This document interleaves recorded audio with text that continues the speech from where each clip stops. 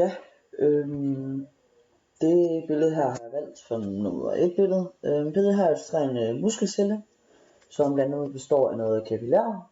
Kapillær, som det er så de mindste blodkar i kroppen, og de har sådan en meget tynd væg. Når blodet passerer gennem kapillærerne, igennem faktisk al kroppens væv, afleverer det så blod til, altså blodet med de her næringsstoffer og ilt, som kroppen skal bruge. Og når de så afleverer det, så optager de så affaldsstofferne igen. Og så har vi myofibrillerne. De her myofibriller består så af sarkomerer, som kommer ind på senere. Men de her sarkomerer består af 2 slags proteiner, som kaldes myosin og aktin. Både myosin og aktin sidder i et bestemt gitterform, som gør det muligt, at de kan trække sig sammen samtidig med musklen. Altså både trække sig ud og trække sig ind samtidig med musklen gør det. Det næste billede her, det er så her ses så sarkomet, som går fra sætlinje til sætlinje.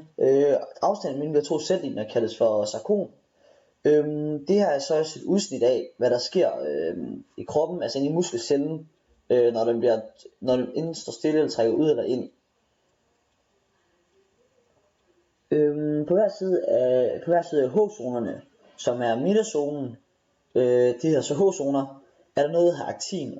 Og når man sætter det er så det vi snakkede om lige før, når man så sætter en masse aktiner sammen, kaldes det for aktinfilamenter. Aktin er den her protein, og man kan sådan set finde aktin i alle kroppens celler. Og myosinfilamenter er så også, når man sætter med myosinmolekyler sammen i de her bestemte gitter. Det næste billede der. Billedet her, så ser man for eksempel når man trækker musklen sammen, og når musklen slapper af. De grønne dem så cirkler, der er aktin, og når så trækker sig sådan ind mod hinanden, sker så en reaktion i tværbrug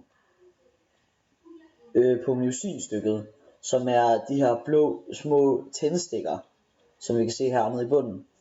Hernede. Det er så der hvor det er så når musklen trækkes sammen, trækkes de med, og det er så lidt ligesom når man spænder i musklen op og ned.